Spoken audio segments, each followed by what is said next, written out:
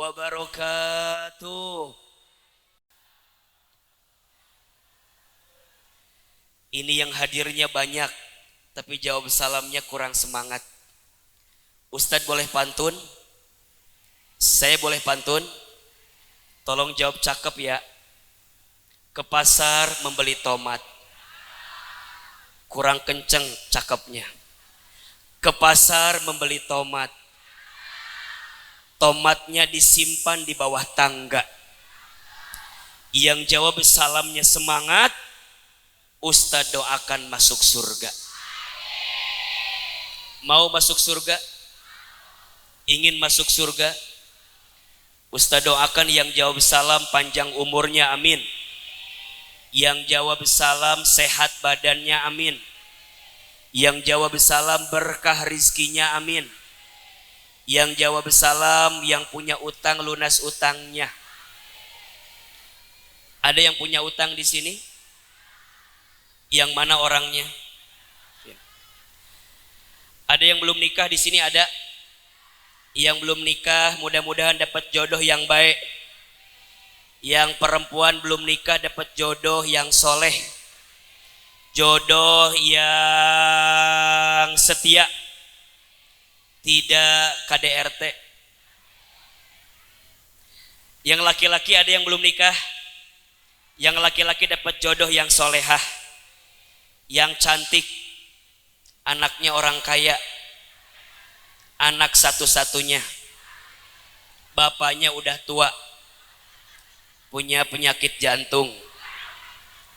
Yang ditunggu pasti warisannya kan? Ada yang belum berangkat haji di sini, ada? Yang belum umroh ada? Yang belum haji bisa berangkat haji, amin. Yang mau umroh bisa berangkat umroh, amin. Mudah-mudahan semua yang hadir Allah masukkan ke dalam surga. Jawab salam yang semangat, bisa? Assalamualaikum warahmatullahi wabarakatuh.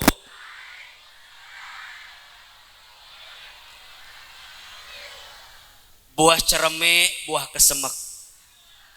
Rame tapi jika yang ngambak ini tuh. Coba sekali deui lebih ikhlas dan lebih keras. Assalamualaikum warahmatullahi wabarakatuh.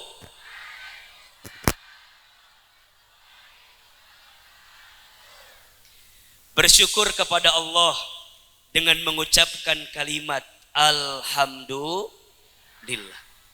Bersyahadat kepada Allah dan Rasulnya dengan mengucapkan kalimat Asyhadu an la ilaha illallah wa asyhadu anna Muhammadar Rasulullah. Berselawat kepada Rasulullah sallallahu alaihi wasallam dengan mengucapkan kalimat Allahumma sholli ala sayyidina Muhammad sallallahu alaihi wasallam wa ala alihi wa ashabihi ajmain. Amma ba'du. Yang sama kita muliakan, kita hormati seluruh pimpinan Pondok Pesantren Nurul Sarofa. Wabil khusus ayahanda kami, orang tua kami, Bapak Agustian Muslim Tahir beserta keluarga. Tolong aminkan sama-sama, semoga pesantren ini Allah rahmati. Pesantren ini Allah berkahi. Pesantren ini Allah jaga dalam kebaikan. Pesantren ini insya Allah santri-santrinya soleh dan solehah. Santri-santrinya hafiz-hafizoh Al-Quran. Guru-gurunya Allah tambahkan rizkinya. Guru-gurunya Allah istiqomahkan dalam kebaikan. Semua orang tua santrinya Allah soleh-solehkan hidupnya. Semoga doa-doa kita semua di pesantren Nur Syarofah ini Allah kabulkan semuanya. Untuk pesantren Nur Syarofah ala hadihin niyah wa ala kulli niyatin salihah. Al-Fatihah. A'udzubillahi minasyaitonir rajim. Bismillahirrahmanirrahim. Alhamdulillahi rabbil alamin. Arrahmanirrahim maliki yaumiddin. Iyyaka na'budu wa iyyaka nasta'in. Ihdinas siratal mustaqim, siratal ladzina an'amta 'alaihim ghairil maghdubi 'alaihim waladdallin. Amin ya rabbal alamin. Hadirin Bapak, Ibu yang dirahmati Allah. Coba Ahilman mau dengar suaranya. Kalau saya panggil Ibu atau Bapak, jawab iya. Ibu, Ibu, Ibu, Bapak. Dari suaranya Ustadz bisa merasakan siapa yang paling tertekan hidupnya ya. Coba, Ibu, Bapak. Semakin yakin siapa yang paling banyak masalah hidupnya. Ibu Bapak, Ibu Bapak, Ustadz hadir pagi ini baru pulang dari Lampung. Jadi mohon maaf kalau agak sedikit kelihatan capek. Yang penting masih kelihatan ganteng aja. Coba saya mau tanya, Ibu Bapak ada yang pernah lihat Ustadz Hilman di televisi? Di YouTube? Di Instagram? Di TikTok? Ada? Benar? Serius? Lebih cakep asli apa videonya? Jangan ada dusta di antara kita ya. Ustadz Hilman nggak penting video atau aslinya, betul? Yang penting mah hari ini Ustadz Hilman bisa datang di pesantren Nurus Sarofah. Dan saya seneng banget, bahagia banget. Baru masuk diajak ke belakang, Masya Allah, pemandangannya bagus, ijo-ijo, lapang, bersih. Ini menggambarkan boleh jadi tempat yang kita inginkan nanti setelah kita wafat adalah tempat yang seperti ini. Betul apa betul? Apa gambarannya Ustadz? Mudah-mudahan sebagaimana namanya Nurus Syarofah, ada dua kata. Nur artinya cahaya, Syarofah artinya kemuliaan. Jadi semua yang datang ke tempat ini, insya Allah Allah angkat kemuliaan hidupnya. Semua yang berkumpul di tempat ini, Allah angkat kemuliaan dalam hidupnya. Sekarang Ustaz tanya, tolong jawab. Siapa di sini yang hidupnya pengen tambah mulia? Angkat tangan, katakan saya. Ini kelihatan banyak cicilan kelihatannya. Diam gitu jawabannya. Coba, siapa yang hidupnya ingin mulia? Jawabannya lebih keras ya. Ustadz masih lihat begini jawabannya. Saya nggak mau. Innal kalam ad-du'a. Setiap perkataan itu adalah, jadi apa yang kita ucapkan insya Allah jadi do. Baik. Siapa yang hidupnya ingin mulia? Oke. Yang tidak angkat tangan, tangannya hilang ini. Coba ulangi. Siapa yang hidupnya ingin mulia? Baik. Siapa yang hidupnya ingin tambah bahagia?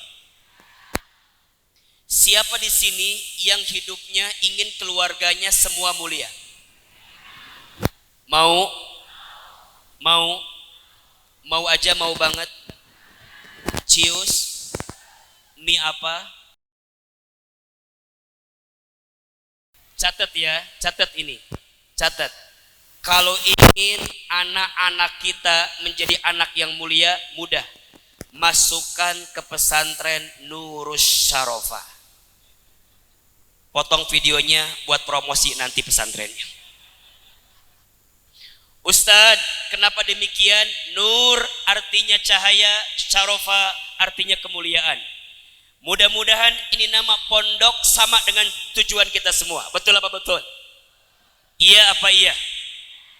Sekarang Ustadz jauh-jauh datang ke sini, setidaknya tolong catat baik-baik. Ada 4 S. Ada berapa? Ada 4 S rumus agar hidup kita tambah mulia. Ada berapa? Ada berapa? 4-nya 4 apa? 4 apa? Mau tahu? Mau tahu? Tahu aja, tahu banget. Cius. Mie apa? Mie ayam mulu, ganti apa? Ini mohon izin, Ustadz ceramah sampai jam berapa ini? Ceramah sampai jam berapa kita?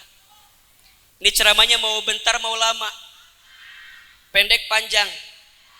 Enggak bosan? Enggak capek? Yang capek siapa? Ustadz Hilman, apa rumus 4S agar hidup kita tambah mulia? S yang pertama, kalau hidup mau mulia, jaga sholat. Tuh 2, 3, sholat. Tuh 2, 3. Adik-adik santri, adik-adik saya, anak-anakku sekalian, Bapak Ibu, kalau hidup mau tambah berkah, tambah bahagia, tambah mulia, jaga apa? Kenapa harus sholat? Iya, Nabi sampaikan as-sholatu imaduddin. Sholat itu tiangnya agama. Betul apa betul? Faman aqamaha faqad aqamaddin wa man tarakaha faqad hadamaddin. Barang siapa yang tegak sholatnya, tegak agamanya. Barang siapa yang rusak sholatnya, maka rusak agamanya. Apa artinya Ustadz? Kalau mau orang itu mulia, jaga sholat. Makin engkau menjaga sholat, makin Allah jaga engkau dalam kehidupan. Iya apa iya? Mohon maaf ya, Ahilman ini lihat wajahnya yang hadir ya, kelihatan ada kesamaan. Setidaknya ada 3 kesamaan yang hadir pagi ini. Yang pertama Ustadz lihat ini yang hadir wajahnya banyak masalah kelihatannya. Jangan tersinggung, karena masalah itu kepastian, betul? Kalau hidup pasti ketemu sama yang namanya masalah. Kalau nggak mau punya masalah jangan, alias betul. Maka yang di sini punya masalah apa enggak? Ada masalah apa enggak? Ustadz, apa kata Allah? Dialah Allah yang menciptakan kematian dan kehidupan. Sebagai apa? Sebagai ujian. Hidup mah pasti ketemu sama yang namanya ujian. Ujian sehat, ujian sakit, ujian kaya, miskin, punya suami yang soleh, punya suami yang kurang soleh, punya suami yang ganteng, suami yang jorek,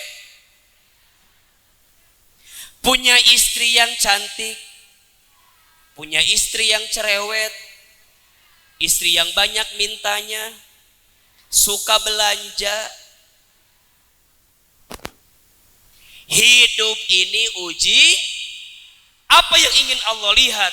Ayyukum ahsanu amala. Siapa yang paling baik sikapnya ketika dikasih ujian. Betul apa betul?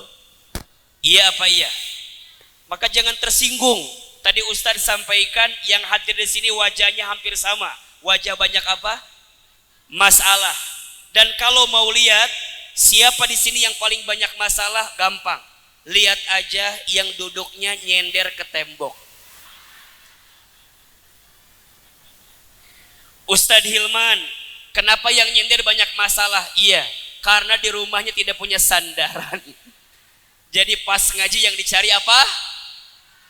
Mudah-mudahan tolong aminkan. Yang punya masalah Allah angkat masalahnya. Yang punya masalah Allah tunjukkan jalan keluarnya.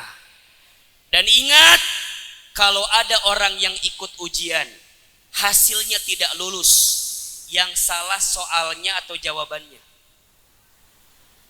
Ulangi pertanyaannya. Kalau ada orang yang ikut ujian hasilnya tidak lulus, yang salah soal atau jawaban? Soal apa jawaban? Kalau ada orang yang dikasih masalah, kemudian dia tidak selesaikan masalahnya, yang salah masalahnya atau sikapnya. Maka mohon maaf, jangan menyalahkan masalah yang datang, karena masalah tidak akan pernah salah. Yang salah adalah sikap kita dalam menghadapi masalah.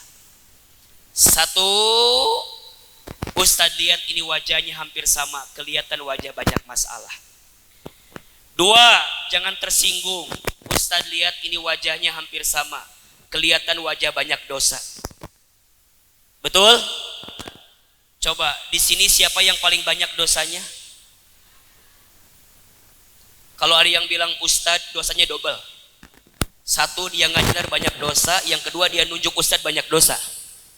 Ustadz, siapa yang paling banyak dosanya? Saya. Boleh jadi hari ini kita dimuliakan satu alasannya, karena Allah menutupi aib-aib kita saja. Kalau dibuka aibnya, demi Allah tidak ada yang bisa kita banggakan. Betul apa betul? Maka Ustadz berharap yang datang pagi ini semoga Allah ampuni dosa-dosanya. Tiga, Ustadz lihat di sini kelihatan wajahnya camat semua. Apa itu camat? Apa itu camat? Semua pasti akan mati. Kullu nafsin dha'iqatul. Setiap yang hidup pasti akan. Betul apa betul? Iya apa iya? Cuman kita nggak ada yang tahu siapa yang duluan, betul? Bisa jadi Bapak Ibu duluan, Ustadz Hilman belakangan. Bisa. Atau dibalik. Ustadz Hilman belakangan, Bapak Ibu duluan. Jadi yang duluan mati siapa? Ustadz, kalau bicara kematian itu kepastian, betul? Semua yang hidup pasti akan, orang kaya, orang miskin, raja-raja, rakyat biasa, yang di luar, yang di samping, yang di tengah, Ustadz Hilman. Kenceng amat bilang matinya. Ustadz, yang namanya mati itu kepastian, betul apa betul? Tapi kan Ustadz masih muda, Ustadz masih lama kali matinya, kata siapa? Mohon maaf, yang namanya waktu mati yang tahu siapa? Yang tahu momentum mati yang tahu siapa? Mohon maaf, yang masih muda belum tentu duluan. Biasanya yang tua duluan. Belum tentu yang tua belakangan. Boleh jadi yang tua duluan. Jadi gimana Ustadz? Masih muda, masih lama, belum tentu. Bahkan menurut penelitian, mohon maaf, yang masih muda itu matinya lebih gede potensinya dibanding orang tua. Mohon maaf, mana buktinya?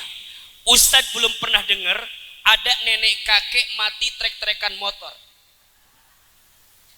Asa kagak ada.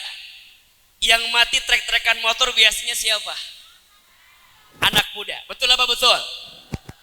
Ustadz belum pernah dengar ada seorang nenek loncat dari apartemen tertinggi karena diputusin kakeknya.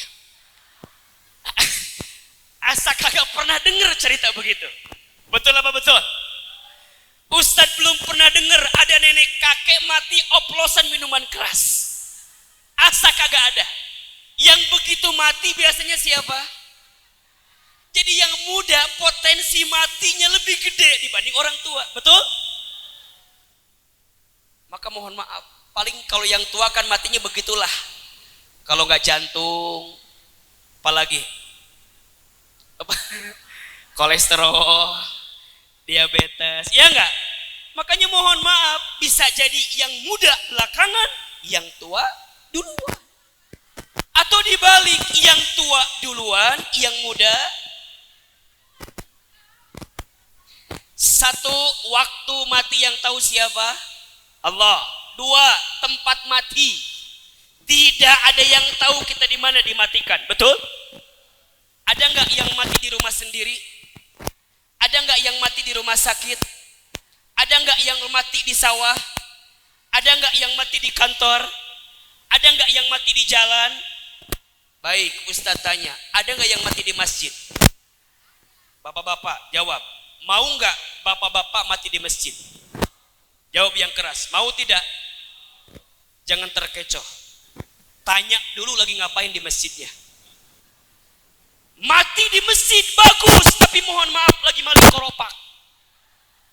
Di masjid iya, tapi lagi ngapain? Itu juga bahaya, betul? Ibu, saya mau tanya, mau nggak meninggal di Mekah? Jawab yang keras, mau atau tidak? Tanya dulu lagi ngapain di Mekahnya. Abu Lahab meninggal di mana? Abu Lahab meninggal di mana? Abu Jahal di mana? Terus gimana Ustadz? Tempat mati nggak ada yang tahu, betul? Kemarin Ustadz ceramah di luar kota. Ada ibu-ibu duduk deket tiang. Deket tiang sambil ngemil. Persis kayak begitu. Yang namanya mati tempatnya kagak ada yang tahu. Yang tahu hanya siapa? Waktu mati yang tahu siapa? Tempat mati yang tahu siapa? Yang ketiga, sebab kematian kita. Kagak ada yang tahu lagi ngapain kita mati. Betul apa betul? Apa pesannya Ustaz? Selama hidup jadilah orang baik. Agar kapanpun mati itu datang, kita sedang berbuat kebaikan. Betul? Jaga sholat. Orang yang sholat, seberat apapun masalahnya, Allah akan kuatkan tubuhnya. Betul? Orang yang sholat, sebanyak apapun dosanya, Allah ampuni dengan sholatnya. Kalau masih hidup, kagak mau sholat, sudah saatnya yang membedakan kita sama orang yang mati apa? Orang yang mati udah kagak bisa sholat, kita yang masih hidup masih bisa sholat. Maka wajar apa kata Nabi? Inna awwala ma yuhasabu bihil abdu yaumal qiyamah as-sholah. Perkara pertama yang akan ditanya di hari kiamat adalah sholat. Baik sholatnya, baik semua amalnya.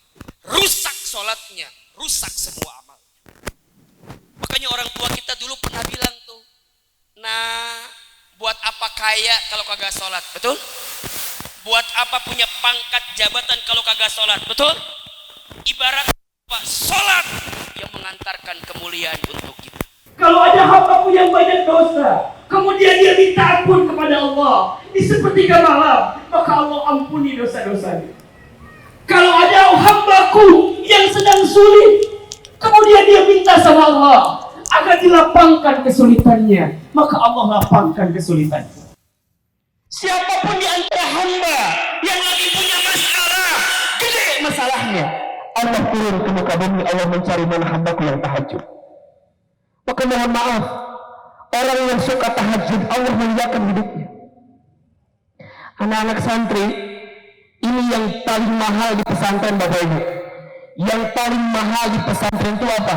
Saat anak kita dipaksa untuk mendirikan sholat tahajud di waktu malam. Ini yang barangkali tak kita dapatkan di tempat yang lain, betul? Mereka dipaksa, dibangunkan jam 3 pagi, dibangunkan. Orang tuanya bekerja, orang tuanya mencari nafkah, orang tuanya berusaha, anaknya di pesantren munajat kepada Allah, minta kepada Allah. Maka jangan kaget kalau ada orang tua yang masukin anaknya ke pesantren dengan izin Allah, Allah jaga kehidupannya, betul? Maka tahajud itu kemuliaan. Yang kedua, sholat sunnah 2 rakaat sebelum subuh lebih baik daripada dunia beserta isinya. Bukankah yang selama ini kita cari dunia? Ternyata ada waktu dunia beserta isinya Allah berikan kepada kita. Kepada siapa? Mereka yang tidak pernah tertinggal sholat 2 rakaat sebelum subuh. Dan yang ketiga, sholat duha di pagi hari. Barang siapa yang tidak tertinggal 4 rakaat sholat duha di pagi hari, maka Allah cukupkan kebutuhannya. Jika ingin mulia, yang pertama jaga sholat gak mungkin bisa lepas dari Al-Quran, betul? Karena sholat pasti baca Al-Quran. Maka mohon maaf, kenapa harus Quran selanjutnya? Betul, karena apapun dan siapapun yang dekat dengan Al-Quran pasti mulia. Saya ulangi, apapun dan siapapun yang dekat dengan Al-Quran pasti mulia. Lurus syarga pesantren kita mulia insya Allah. Tadi Ustaz kita sampaikan, apa targetnya hafiz Quran, apa targetnya bisa baca Quran, apa targetnya paham Al-Quran, apa targetnya bisa mengamalkan isi Al-Quran. Barakallah 3 tahun mondok di sini dengan izin Allah hafiz Quran. Ustaz begitu? Kalau udah hafal Quran, masya Allah terbuka kebaikan. Coba buktikan, apapun dan siapapun yang dekat dengan Al-Quran pasti mulia. Bulan yang menjadi bulan diturunkannya Al-Quran, maka menjadi bulan yang paling mulia. Apa namanya? Ramadan. Malam yang menjadi malam diturunkannya Al-Quran, maka menjadi malam yang paling mulia. Apa namanya? Lailatul Qadar.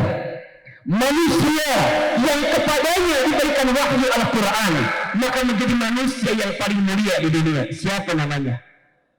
Nabi Muhammad SAW. Malaikat yang bertugas menyampaikan wahyu Al-Quran, maka menjadi pemimpinnya para malaikat. Siapa namanya? Jibril alaihissalam. Kota yang menjadi tempat diturunkannya Al-Quran, maka menjadi kota yang paling mulia di dunia. Apa namanya? Makkah dan Madinah. Apapun dan siapapun yang dekat dengan Al-Quran pasti mulia. Makanya mohon maaf, kalau kita sholat dengan bacaan Quran yang baik, enak apa enggak? Enak. Kita sholat dengan bacaan Quran yang baik, enak apa enggak? Ini mohon maaf pelajaran ya, banyak di antara kita nih mohon maaf, Ustaz, suami saya ini kalau ngimamin bacaannya ya emang kenapa? Ustaz, suami saya pernah ngimamin bacanya kuliah kagak tamat-tamat, muter aja terus di situ. Saya nanya, emang gimana bacaannya? Gini Ustaz, qul ya ayyuhal kafirun la a'budu ma ta'budun wala antum a'buduna ma a'budu wala ana a'budu ma a'badtum wala antum a'buduna ma a'bud wala ana a'budu ma a'badtum wala antum a'buduna ma a'budu wala ana a'budu ma a'badtum. Saya dengerin lama-lama pusing juga Ustaz. Kok kagak ketamat-tamat? Saya bilang sabar Bu, sabar. Maklum, dulu nggak mondok bapaknya Bu. Pernah Ustaz satu kali lebih parah. Apaan? Awalnya watini, ujungnya wal asri. Pernah. Ini tanya gimana emang ceritanya? Pernah Ustaz. Watini wazzaitun wa turi sinina wa hadal baladil amin. Laqad khalaqnal insana fi ahsani taqwim thumma radadnahu asfala safilin illa alladhina amanu wa amilus solihati wa tawasau bil haq wa tawas. Perasaan tadi watini, kenapa ujungnya wal asri? Pernah Ustaz, yang lebih parah pernah terakhir, ini Ustaz terakhir. Apaan? Baca Al-Kautsar. Ayat ketiga lupa. Inna a'tainakal kautsar fasholli li rabbika wanhar. Inna a'tainakal kautsar fasholli li rabbika wanhar. Pusing Ustaz, bolak-balik 5 kali, kagak bener terus. Saya bisikin aja di akhir. Apa? Inna lillahi wa inna ilaihi raji'un. Ini mohon maaf. Berarti nyekolahin anak kita ke pondok penting apa penting? Penting apa penting? Minimal kalau sholat bacaannya benar. Setuju atau tidak? Betul atau betul? Maka mohon maaf, kalau mau mulia, sholat pasti dengan Quran. Pasti dengan dan itu janji Allah sama kita. Janji Allah. Siapapun yang mendekat dengan Al-Quran, kemudian dia jaga sholat, maka apapun hidupnya, dia akan mendapatkan kebaikan dalam hidupnya. Izin Allah ya, Adik-adik santri jangan khawatir ya. Ahilman dengan izin Allah. Saya Bapak Ibu S1, S2, sekarang S3, mereknya sama semua. Jazakallah khairan kasiro. Beasiswa. Apa hikmahnya? Al-Quran. Ibu saya masukin saya ke pondok belajar Quran di situ. Dan saya merasa hari ini terbuka semua kebaikan itu karena apa? Al-Quran. Hari ini kita datang di sini bicara depan Bapak Ibu semua karena apa? Al-Quran. Maka kalau mau mulia, jangan takut miskin kalau hafal Quran. Jangan takut susah kalau dekat sama Quran. Justru mohon maaf. Jadi susah kalau hidup kita jauh dari Quran. Jadi hina kalau hidup kita jauh dari Al-Quran. Bayangkan Nabi bersabda, Iqra'ul Quran fa innahu ya'ti yaumal qiyamah safi'an li ashabi. Bacalah Al-Quran. Niscaya Al-Quranmu akan menjadi syafaat ketika nanti di hari kiamat. Jadi ternyata kita ini akan ditolong sama Allah ketika nanti hari kiamat tergantung bacaan Al-Quran kita. Maka ibu, bapak yang punya anak, jangan sampai dari anak kita tidak ada yang dekat dengan Quran. Kenapa? Capek, rugi, lelah. Karena nanti di padang mahsyar semua orang berlari. Yauma yafirrul mar'u min akhi wa ummihi wa abihi wa sahibatihi wa banihi likulli imri'in minhum yauma idzin sya'nuy. Ada satu hari di mana semua orang berlarian. Orang tua lari dari anaknya, anak lari dari orang tuanya, suami lari dari istrinya. Jangankan nanti, sekarang pun udah banyak. Betul gak? Istri lari dari suaminya, ada atau tidak? Sahabat lari dari sahabatnya. Di hari itu semua orang sya'nu yughni, sibuk dengan dosanya masing-masing. Tapi di saat itu ada yang bisa menolong kita. Salah satunya bacaan Al-Quran kita. Kalau kita punya anak yang hafal Quran, maka anak kita yang akan menolong kita. Masya Allah.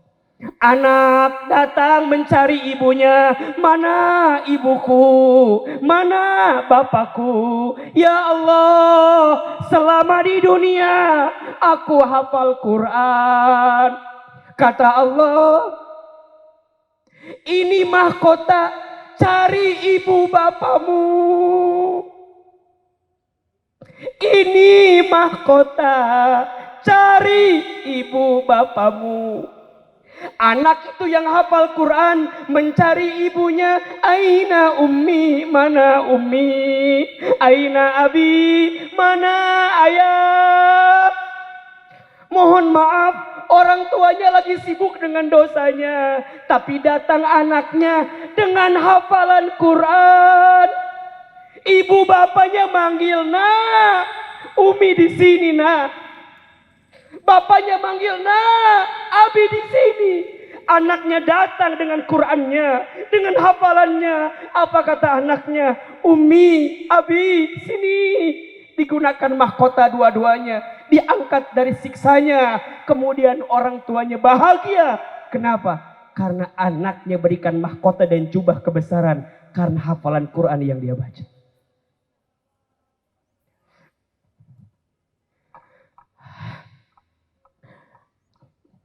Kalau ingin mulia, jaga sholat pasti dengan Qurannya. Kalau mau tambah mulia lagi, lanjut S yang kedua. Sodakoh. Apa yang kedua? Sodakoh. Mengeluarkan kebaikan kita untuk orang lain. Mana kosot sodakotun min mal. Tidak akan pernah berkurang harta yang disodakohkan. Masya Allah. Makin banyak sodakohnya, makin banyak kebaikannya. Banyak orang yang udah mati hari ini pengen dihidupkan kembali. Pengennya minta apa? Fa'asodaqa wa akun minas solihin. Pengen bersodakoh dan menjadi orang yang soleh. Coba Ustadz mau tanya. Kalau yang hadir di sini sodakohnya suka sodakoh yang terbaik apa yang tersisa? Coba jawab ya. Kalau kita punya uang 70.000 2 lembar, 50 ame 20, sodakohnya yang mana? Jujur yang mana? Jawab yang keras. Sekarang uangnya nambah 80.000 3 lembar, 50, 20, 10. Sodakohnya yang mana? Yang mana sodakohnya? Sekarang nambah lagi uangnya 85.000 4 lembar. 50, 20, 10 ame 5.000. Yang mana sodakohnya? Terakhir sekarang. Uangnya 87.000. 5 lembar. 50, 20, 10, 5.000 ame 2.000. Yang mana sodakohnya? Jangan ada dusta di antara kita. Kalau boleh Ahilman jawab pasti yang 2.000. Betul? Mulai hari ini kalau pengen hidup mulia, sodakoh. Betul apa betul? Orang yang ahli sodakoh dekat dengan Allah, dekat dengan surga, dicintai ame Allah. Betul apa betul? Bahkan disukai oleh manusia. Tapi orang yang pelit, dia jauh dari Allah, jauh dari surga, dibenci oleh manusia. Maka Bapak Ibu niatin ya, ini niatin betul, niatin. Kalau kita punya rezeki, niatin sedekah. Dan ketika kita masukin anak ke pondok pesantren, niatnya sedekah. Maka mohon maaf, ada yang bilang gini, Ustadz, pesantren tuh mahal sekarang. Catat kalimat ini. Bukan mahal. Untuk anak itu nggak ada bahasa mahal. Namanya bukan biaya, namanya investasi. Tuh 2, 3. Apa bedanya Ustadz? Kalau biaya dikeluarkan habis. Kalau investasi dikeluarkan jadi makin banyak. Maka jangan takut, mahal Ustadz, bukan mahal. Kita kagak punya duit. Enggak ada duitnya Ustadz, buat anak mah pasti ada rezeki. Dan yang paling luar biasa, Bapak Ibu, mulai hari ini ya mohon maaf ya. Kalau bicara urusan rezeki itu jangan takut katanya. Kenapa Ustadz? Yang kurang itu bukan pemberian Allah. Yang kurang itu siapa? Yang kurang tuh kita aja. Kita kurang apa? Kita ini dikasih nikmat, kurang syukur. Dikasih ujian, kurang sabar. Ketika beramal, kurang ikhlas. Ketika ada takdir, kurang ridho. Kalau dikumpulin, kurang ajar ya. Itu masalah kita mah. Sok diulangi lagi. Dikasih nikmat, kurang apa? Kurang syukur. Dikasih ujian, kurang sabar. Ketika beramal, kurang ikhlas. Ketika ada takdir, kurang ridho. Kalau ada dikumpulin semuanya, itu masalah kita. Maka jangan pernah mempersempit rezeki dari Allah dengan cara mandang kita terhadap pemberian Allah. Betul apa betul? Iya apa iya? Sedekah itu makin banyak yang kita keluarkan, makin banyak yang kita terima. Terima kasih. Terima kasih. Makin banyak yang kita terima, makin banyak yang kita kasih. Itu rumusnya. Maka nanti yang ketiga catat. Yang pertama sholat dengan Qur'annya, yang kedua sedekah, yang ketiga kalau hidup kita mau mulia silaturahim. Betul? Man ahabba an yubsatalahu fi rizkihi wa yunsa'alahu fi atharihi falyasil rahimahu. Barang siapa yang ingin dipanjangkan umurnya, dilapangkan rezekinya, maka sambungkan silaturahmi. Khususnya, catat baik-baik, tolong jaga perasaan kedua orang tua kita. Ridullah fi ridul walidain, wasuhtullah fi suhtil walidain. Ridanya Allah tergantung ridanya orang tua. Murka bencinya Allah tergantung murka bencinya orang tua. Adik-adik santri, mohon izin ya. Mohon maaf Bapak Ibu. Ustadz Hilman itu waktu kecil, ya Rob, saya nakalnya minta ampun. Kalau ada tamu ke rumah, ibu saya nyuguhin air minum, yang minum saya. Kebayang nggak? Ada tamu datang ke rumah, ibu saya nyiapin air minum, yang minum saya. Ada tamu datang ke rumah, saya naik kursi, saya acak-acak rambut tamu itu. Ibu saya tukang jualan di pasar. Itu kalau ada orang yang lewat, saya ambil tangannya, saya masukin ke toko saya. Nakalnya minta ampun. Apa kata orang-orang? Ibu, ini si Iman nakalnya luar biasa. Apa jawaban ibu saya? Shh, maafin anak saya. Insya Allah nanti anak saya bakal jadi ustadz. Itu kalimat ibu saya. Saya bilang ke ibu saya, ustadz dari mana mah? Ustadz dari mana? Ibu saya tukang jualan di pasar. Bapak saya kuli di pasar. Tukang angkut barang di pasar. Kami dari Garut, Jawa Barat. Saya bilang ke ibu saya, dari mana ustadznya? Diusapin kepala saya. Nanti mama masukin Iman ke pondok ya. Iman biar belajar ilmu agama di sana ya. Saya bilang nggak mau mah. Buat apa belajar ilmu agama? Shh, kan biar jadi ustadz nanti. Biar jadi orang yang bisa ilmu agama.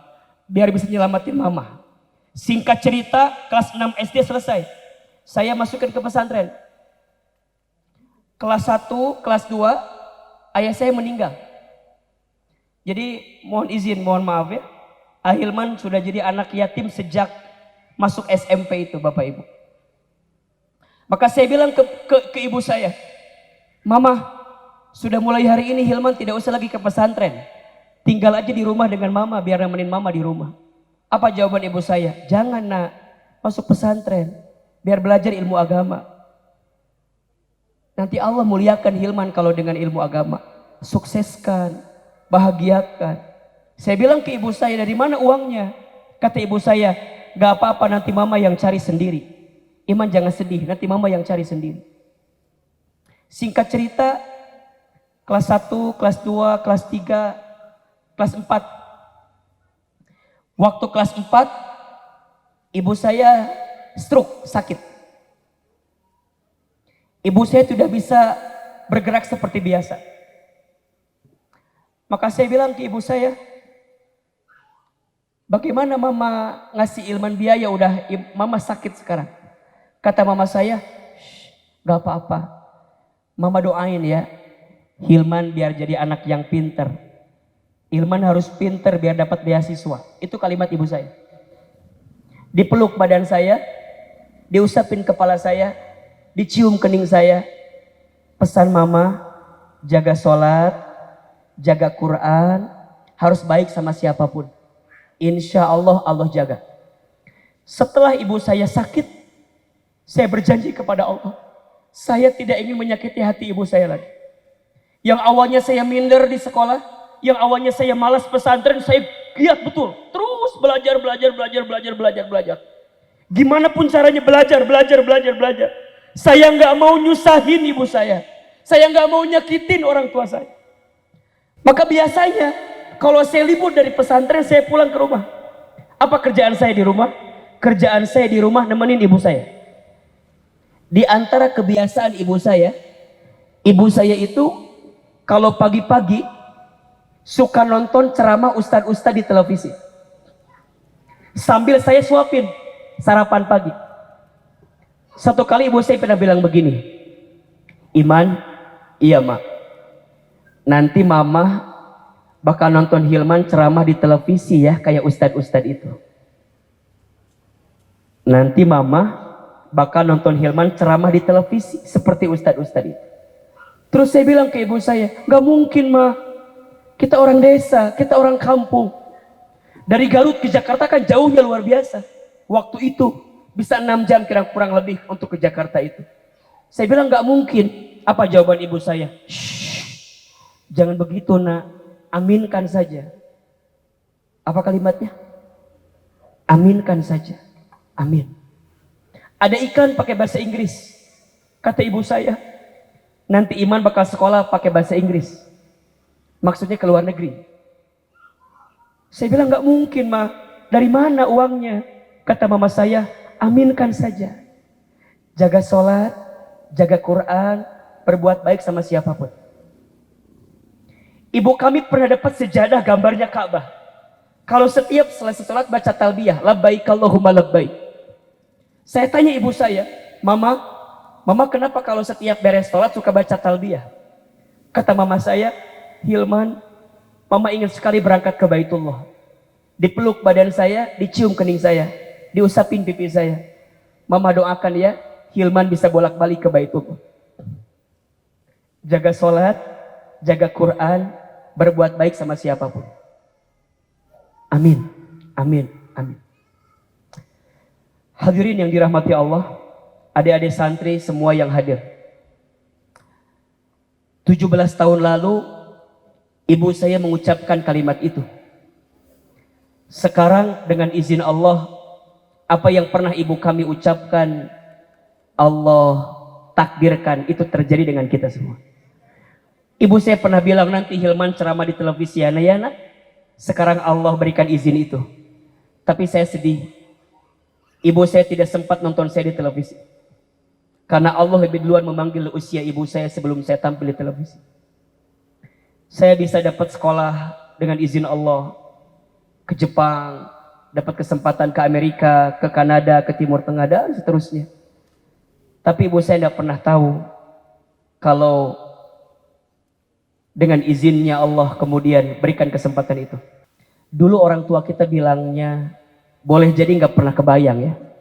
Tapi dengan izin Allah, sekarang kesampaian apa yang ibu kami sampaikan dahulu. Kita bisa membimbing haji umroh dengan izin Allah hari ini. Walaupun tangan kami belum sempat menggenggam tangan ibu kami untuk bisa berangkat ke Baitullah. Apa pesan yang mau saya sampaikan? Adik-adik santri, semua yang hadir di sini, jaga silaturahim kita dengan orang tua kita. Kalau masih ada orang tua kita, bahagiakan mereka, muliakan mereka. Kalau sudah tidak ada, doakan, dan berbuat baiklah, niatkan untuk mereka. Maka hari ini, Ahilman ingin kasih inspirasi aja buat teman-teman. Saya dulu anak yatim, orang miskin, orang gak punya. Tapi dengan izin Allah, jaga yang tadi, sholat, Quran, berbuat baik sama siapapun. Insya Allah Allah muliakan hidup. Sampai yang terakhir, S-nya adalah sholawat. Nanti mungkin Habib akan banyak bahas tentang sholawat dari sisi hikmah, kekuatan, dan kebahagiaan orang yang ahli sholawat. 4 S agar hidup kita mulia. S yang pertama apa? Sholat dan Al-Quran otomatis. Yang kedua, sodakoh. Yang ketiga, silaturahim. Yang keempat, sholawat. Barang siapa yang bersolawat kepadaku 1 kali, kata Nabi, maka Allah akan bersolawat kepadanya 10 kali. Allah akan berikan rahmat kepadanya 10 kali. Maka insya Allah, tolong aminkan sama-sama. Semoga semua santri Nurus Sarofa Allah angkat derajat hidupnya. Semua santri Nurus Sarofa Allah jadikan mereka hafizah Al-Quran dalam hidupnya. Mudah-mudahan semua orang tua di sini Allah lembutkan hatinya, Allah tanamkan perasaan lembut di hatinya. Insya Allah, sebagaimana nama pesantren kita, Nurus Sarofa, nur cahaya, Sarofa artinya kemuliaan. Mudah-mudahan doa kita pagi ini, kebersamaan kita pagi ini mengangkat derajat kemuliaan kita. Ala hadihin niyah wa ala kulli niyatin sholihah. Al-Fatihah. Auzubillahi minasyaitonir rajim. Alhamdulillahirabbil alamin. Ar-Rahmanir-Rahim. Maliki yaumiddin. Iyyaka na'budu wa iyyaka nasta'in. Shiratal ladzina an'amta 'alaihim. Ya Nabi salam alaika ya Rasul, salam salam alaika ya Habib, salam alaika salawatullah alaika. Lebih keras, ya Nabi, salam alaika ya Rasul, salam salam alaika ya Habib, salam alaika salawat alaika. Satu kali lagi ya Nabi, salam ya Rasul, salam salam alaika ya Habib, salam alaika salawat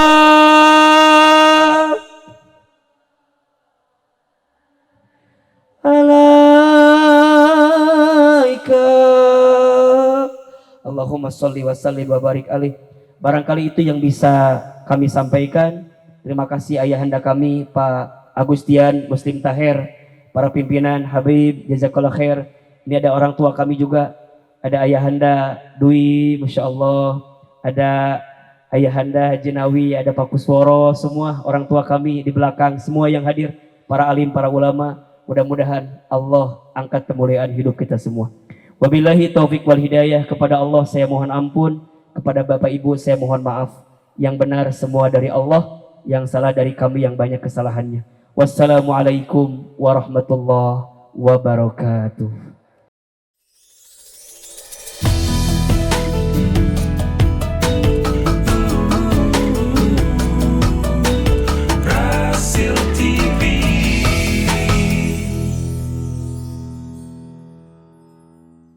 Bismillahirrahmanirrahim. Alhamdulillahi rabbil alamin. Allahumma salli wa sallim wa barik ala abdika wa rasulika Sayyidina wa nabiyina Muhammadin wa alihi wa sahbihi wa man ihtada bihadihi ila yaumiddin. Rabbana atina min indika rahmah wa 'allimna min ladunka ilman nafi'a wanfa'na bima 'allamtana. Amma ba'du, para jamaah hadirin hadirat yang dirahmati Allah Subhanahu wa taala, para asatidzah yang hadir yang mulia hari ini, begitu pula ibu-ibu ustadzah, para jamaah sekalian, Sahibul Bait bersama seluruh keluarga besar Saudara Agus Muslim Putrajaya bersama seluruh keluarga,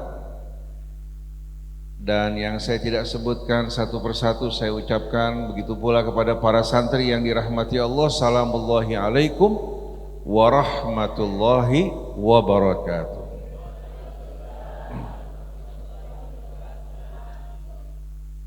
Mengingat waktu singkat mendekati zuhur, kita langsung akan masuk ke dalam tema dari peringatan Maulid Nabi kita Muhammad sallallahu alaihi wasallam. Bukan hanya sekedar perayaan, bukan hanya sekedar gembira atau kita menangis mencucurkan air mata pada saat kita berselawat kepada beliau, Tapi kita ingin betul-betul kecintaan atas dasar pemahaman dari tujuan misi Nabi kita Muhammad sallallahu alaihi wasallam, lalu semangat untuk meneladani dan mengikuti beliau. Karena beliau sebagaimana yang digambarkan Allah, laqad kana lakum fi Rasulillahi uswatun hasanah. Tapi tidak gampang, tidak mudah Bapak Ibu sekalian untuk dapat meneladani beliau. Kecuali kalau kita memiliki 3 kriteria. Yang pertama, liman kana yarjullaha wal yawmal akhirah wa dzakarallaha katsira. Pertama-tama, kalau dalam hidup ini tujuan kita adalah Allah, mengharapkan ridha-Nya, bukan dunia. Karena dunia tidak layak menjadi tujuan hidup kita, karena umur kita ini amat berharga. Allah jadikan modal bagi kita untuk apa? Untuk menggapai kebahagiaan yang kekal dan abadi, bukan kesenangan yang singkat, yang keruh dengan berbagai macam persoalan. Kalau kita menghitung perjalanan hidup kita, katakan selama 80 tahun, berapa banyak kesenangan yang kita nikmati, berapa banyak derita, kesulitan yang harus kita lalui untuk menggapai sedikit kesenangan dunia, untuk mendapatkan masakan yang kita makan di siang hari. Berapa banyak hadirin sekalian waktu, tenaga, pikiran dan uang yang kita keluarkan untuk mendapatkan uangnya pun cukup berat. Tapi begitu selesai makan, berapa lama makan dan kenikmatannya dibandingkan dengan apa? Dengan pekerjaan dan usaha untuk mendapatkan makanan tersebut. Apakah layak kehidupan dunia yang penuh dengan kekeruhan, dengan stres, dengan ketegangan menjadi tujuan hidup kita yang singkat paling hanya usia 70 tahun? Sedangkan satu hari di akhirat sama dengan 1000 tahun dalam hitungan kita. Hari-hari akhirat tiada akhir. Oleh karena itu rugi orang-orang yang menjadikan dunia sebagai tujuannya. Dia meninggalkan dunia akan membawa rasa sesal dan kecewa. Oleh karena itu menjadikan Allah sebagai tujuan hidup kita tidak akan membawa penyesalan, akan meluruskan hidup kita, akan menjadikan dunia sebagai ladang untuk beramal, menjadikan kita manusia yang mulia, yang terhormat dan juga menjaga kehormatan orang lain.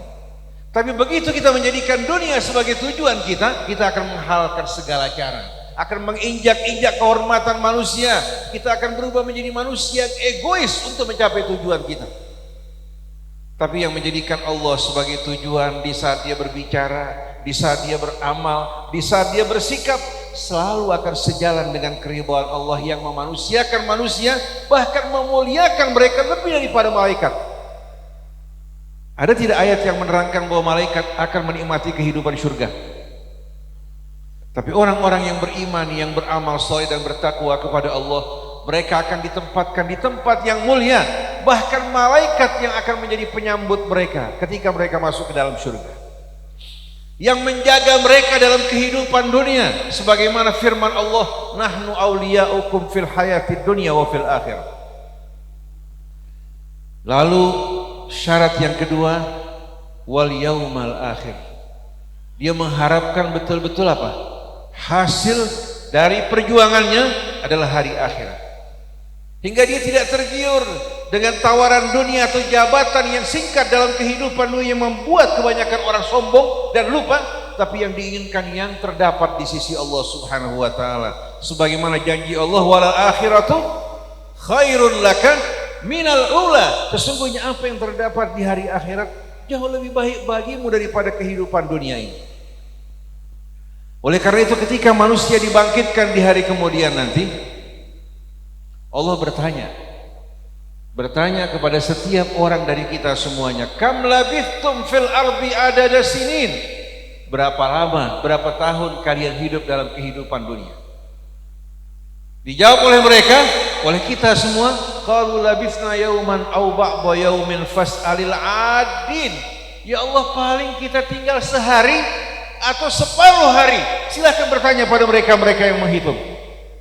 Dijawab oleh Allah, qala illa bithtum illa qalilan law annakum kuntum ta'lamun. Ketahuilah, kalian hidup dalam kehidupan dunia lebih cepat, lebih singkat kalau kalian tahu. Mereka menganggap satu hari atau separuh hari ternyata Allah bilang lebih singkat dari itu. Kenapa? Karena begitu kehidupan dunia kita dibandingkan dengan kehidupan akhirat tiada akhir, kehidupan dunia kita menjadi sesuatu yang tidak berarti. Kalau kita hidup 100 tahun dalam kehidupan dunia, hanya 1/10 satu hari akhirat. Kalau kita hidup 100 tahun dalam kehidupan dunia, lebih banyak sakitnya, lebih banyak menderitanya daripada sehat dan nikmat. Tapi di hari akhirat nanti bagi orang yang beriman, kebahagiaan, tiada kekeruhan, kebebasan, tiada penjajahan, dan betul-betul mereka akan menikmati arti kebahagiaan dalam arti yang sempurna dan hidup bersama penghuni surga. Tidak terdapat kebencian, kedengkian, permusuhan, persaingan. Kenapa? Karena semuanya telah disediakan oleh Allah bagi mereka. Apa yang mereka inginkan, apa yang mereka minta Allah kabulkan. Bahkan yang tidak pernah mereka bayangkan Allah berikan. Bagaimana mungkin mereka akan saling dengki-mendengki? Tapi saksikan bagaimana ahlud dunia gara-gara jabatan kursi presiden, orang berkelahi, saling memfitnah, saling menyerang, saling menghasut. Begitu pula untuk jabatan wali kota, jabatan gubernur, kursi cuma satu, tapi yang berebut. Tapi kalau kita cinta kepada Allah bersama-sama, mungkin nggak kita saling membenci? Cinta kepada Allah akan menyatukan, akan menumbuhkan rasa hormat. Cinta kepada Allah akan saling menjaga. Cinta kepada di jalan Allah akan membuat kita saling memuliakan satu dengan lain. Qala in labithtum illa qalilan law annakum kuntum ta'lamun. Ketahuilah bahwa kalian hanya hidup singkat, cepat kalau kalian tahu. Begitu orang melihat kehidupan akhirat tak berujung, dia melihat dunianya ternyata ya Allah begitu singkat, begitu bodoh. Dia telah diberikan modal oleh Allah waktu, umur yang berharga, tapi ternyata semua disia-siakan hanya untuk kesenangan dunia yang tak berarti. Oleh karena itu Allah bersumpah, wal asri innal insana lafi khusrin. Demi masa, manusia benar-benar menghadapi ancaman kerugian yang luar biasa. Bukan 1 triliun, 2 triliun, tapi kehilangan kebahagiaannya, terjerumus dalam derita tiada akhir. Mana mungkin kecelakaan semacam ini dapat ditebus? Allah namakan umur kita, waktu kita dengan al-asru. Kenapa? Karena asara ya'siru dalam bahasa Arab artinya memerah. Waktu mengkorosi hidup kita hadirin sekalian, kekuatan kita, pikiran kita, tenaga kita, kenikmatan hidup kita yang tertinggal hanya ampas-ampas kehidupan. Begitu tua terseok-seok, begitu sakit tak berdaya, kenikmatan semuanya hilang. Siapa yang sanggup hadirin sekalian berhadapan dengan kekuatan dan korosi waktu? Baik dia seorang penguasa yang dimuliakan, katakanlah Presiden Amerika, Presiden Rusia, kemana perginya Ronald Reagan? Kemana perginya Bush? Kemana perginya Eisenhower? Kemana perginya Brezhnev, Khrushchev? Dan semua yang berkuasa pada saat ini, semua sebentar lagi akan mengalami korosi waktu dan tidak berdaya sama sekali. Begitu pula para pemimpin di negeri kita, wakil-wakil rakyat, kalau mereka sadar bahwa hidup mereka singkat dan mereka tidak akan bertahan di hadapan korosi waktu, kemudian mereka akan berdiri di hadapan Allah, mereka tidak mungkin akan melakukan apa yang mereka lakukan pada saat ini, dengan merusak negara, menghancurkan bangsa, dan juga menimbulkan penderitaan di tengah-tengah umat.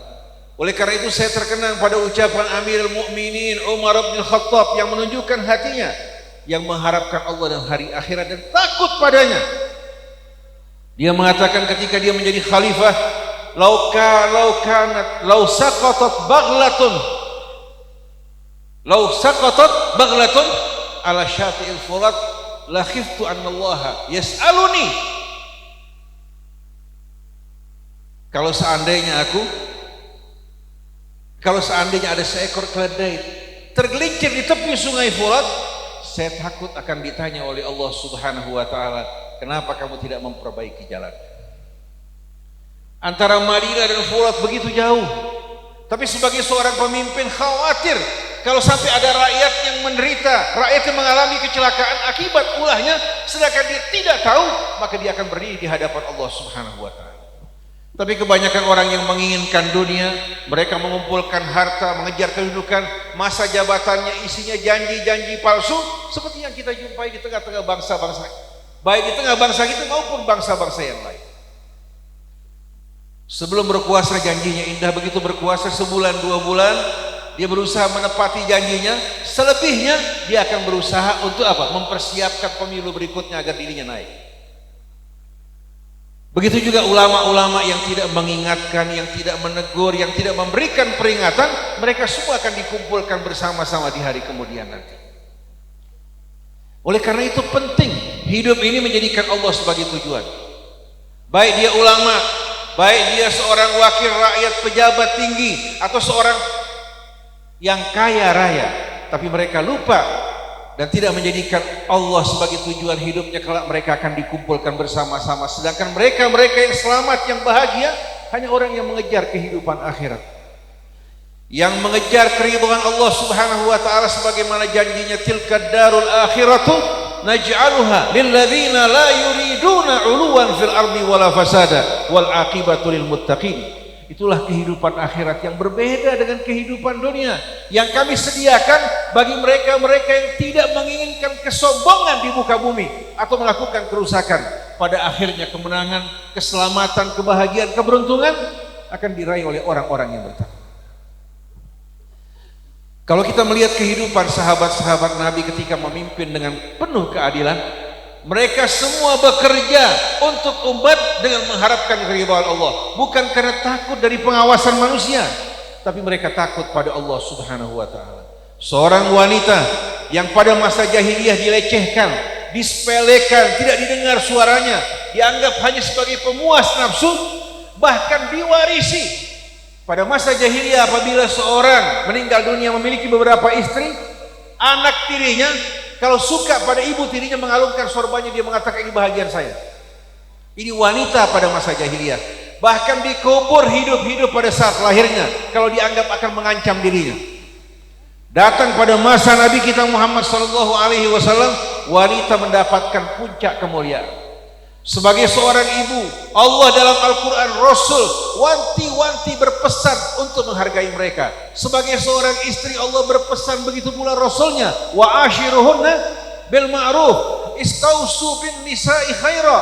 Sebagai putri-putri yang dulu dilecehkan, datang Quran menyebutkan kehidupan mereka yang mulia.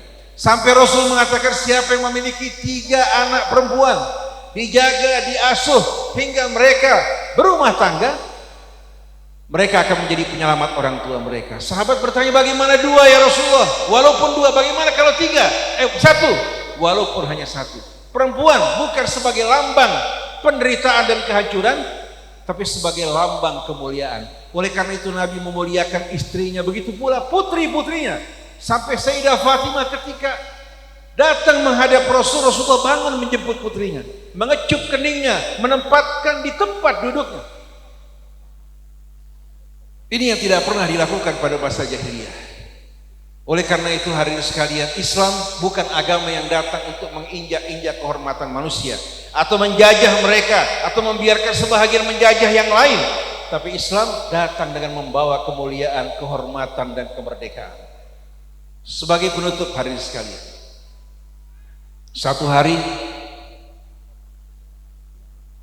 beberapa sahabat Nabi kita Muhammad sallallahu alaihi wasallam, bukan dari kalangan yang terkemuka, sahabat yang mencicipi hidayah yang dibawa oleh Nabi untuk mereka, diutus untuk menghadap penguasa Persia dengan gelar Kisra. Kisra merupakan gelar penguasa Persia.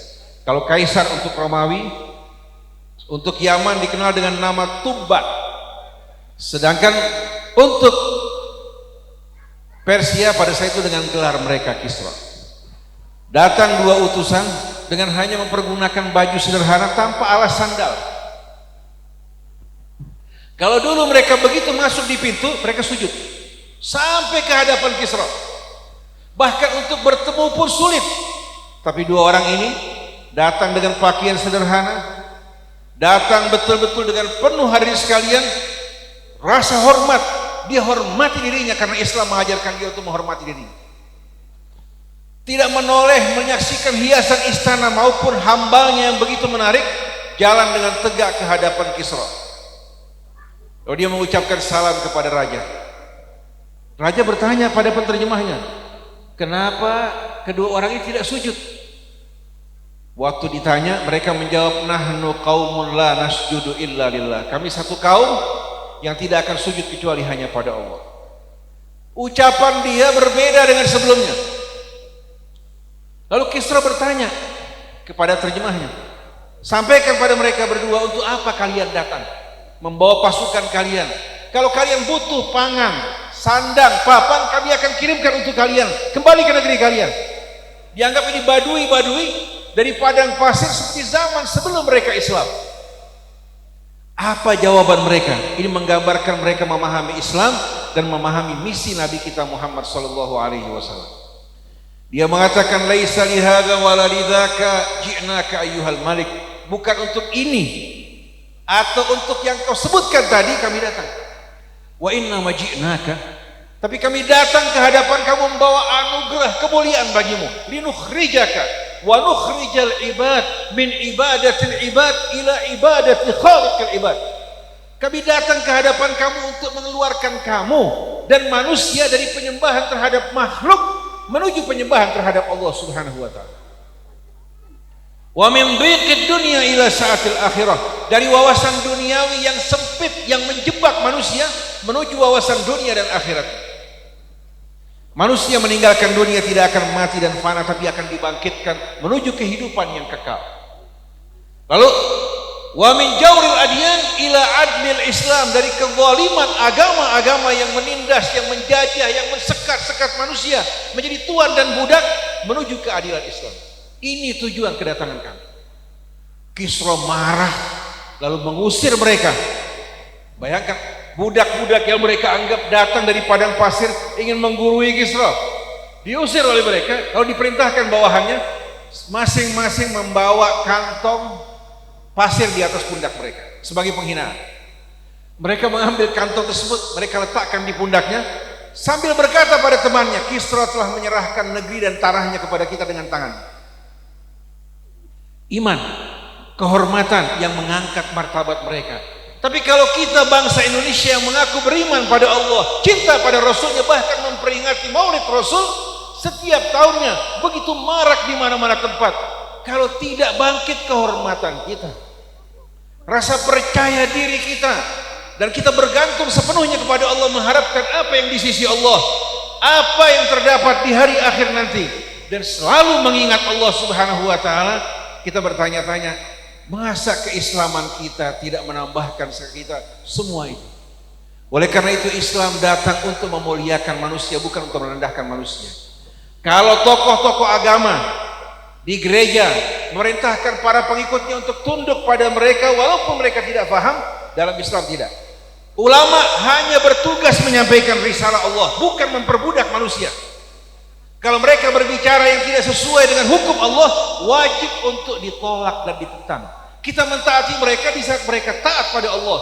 Tapi kalau mereka meninggalkan ajaran Allah Subhanahu wa taala, mereka tidak wajib untuk ditaati. Oleh karena itu, mari para jamaah hadirin kaum muslimin dan muslimat sekalian, kita ingin terjadi perubahan dengan peringatan Maulid Nabi kita Muhammad sallallahu alaihi wasallam yang membawa kita untuk berkumpul bersama Rasul dalam akhlaknya, kepribadiannya, dalam misinya untuk mengangkat, memuliakan manusia, bukan untuk menginjak-injak kehormatan mereka. Setiap orang dari kita, pria maupun wanita, adalah makhluk yang terhormat, yang termulia bukan karena hartanya, bukan karena jabatan kedudukannya, tapi karena iman dan takwanya pada Allah Subhanahu wa taala. Jadi untuk bisa meladani Rasul dibutuhkan 3 syarat. Yang pertama, mengharapkan Allah, bukan dunia, tapi dunia kita pergunakan untuk menuju Allah. Yang kedua, mengharapkan hari akhir, hingga kita rela mengorbankan dunia kita untuk apa yang Allah janjikan di hari akhir. Yang ketiga, wa dzakarallaha katsira, selalu mengingat Allah Subhanahu wa taala. Begitu hati selalu mengingat Allah, beda dengan orang yang hatinya selalu terbayang oleh dunia, sampai sholatnya ingat dunia, mimpinya ingat dunia hari ini sekalian. Nah, yang kita inginkan, kita mengingat hari akhir, bukan membuat kita menjadi orang yang pasif tidak bekerja, tapi semangat bekerja, tapi tujuan yang berbeda. Tadinya kita berusaha berdagang, bekerja untuk dunia, sekarang kita bekerja, berjuang, bahkan memegang jabatan, tapi semua untuk mengabdi kepada Allah Subhanahu wa taala. Demikianlah para jamaah hadirin hadirat yang dirahmati Allah Subhanahu wa taala. Mudah-mudahan dengan peringatan Maulid ini tadi telah disampaikan oleh Ustadz sebelum kita, Ustadz Hilman, untuk mengajak kita selalu mendirikan sholat yang menjaga hubungan kita dengan Allah, membaca Al-Quran, kemudian bersedekah, berselawat pada Nabi kita Muhammad sallallahu alaihi wasallam. Kita berzikir pada Allah sebagai ungkapan syukur kita. Berselawat pada Nabi kita juga syukur dan terima kasih kita kepada Rasul. Dan uniknya, begitu kita selalu berzikir pada Allah, berselawat padanya, Allah sediakan buat kita janji yang tak terhingga. Ini merupakan yang terakhir, huwallazi yusalli alaikum wa malaikatuhu liyukhrijakum minadh dhulumati ilan nur wa kana bil mu'minina rahima. Dialah Allah yang selalu melimpahkan selawatnya untuk kalian, begitu pula malaikat berselawat untuk kalian, untuk mengeluarkan kalian dari kegelapan menuju kehidupan yang terang benderang. Siapa yang berselawat untuk Rasul 1 kali, Allah berselawat untuknya 10 kali, begitu pula malaikatnya. Dengan selawat dari Allah dan malaikat, Allah akan keluarkan kita dari kegelapan menuju kehidupan yang terang benderang.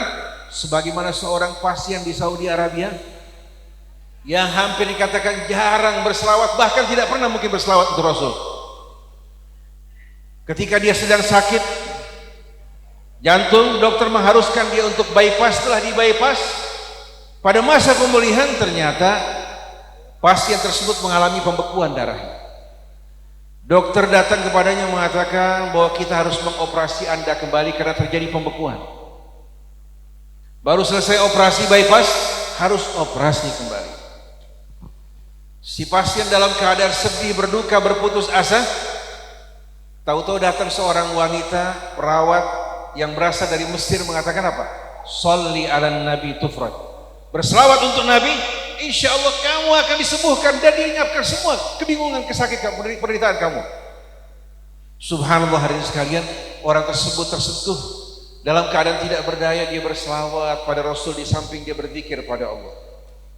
Esok hari sewaktu akan menjalani operasi, terjadi pemeriksaan ulang. Sewaktu diperiksa, hadirin sekalian, ternyata semua dalam keadaan normal. Dengan selawat pada Nabi, mengungkapkan cinta syukur kita kepada Rasulullah sallallahu alaihi wasallam, akan mendapatkan janji selawat dari Allah dan malaikatnya. Maka jangan lupa salat, berzikir pada Allah, berselawat pada Rasulnya, bersedekah, dan hendaklah kita berdoa untuk saling memaafkan dan mengampuni dosa kesalahan sesama kita satu sama lainnya, dan hapuskan kebencian di hati kita. Hidup kita akan indah, cinta, damai, dan mulia. Dan mari kita saling mengingatkan satu sama lain. Wa tawassaw bil haqqi wa tawassaw bis sabri. Subhanakallahumma wa bihamdik, asyhadu an la ilaha illa anta, astaghfiruka wa atubu ilaik. Wal afu minkum jami'an. Wassalamualaikum warahmatullahi wabarakatuh.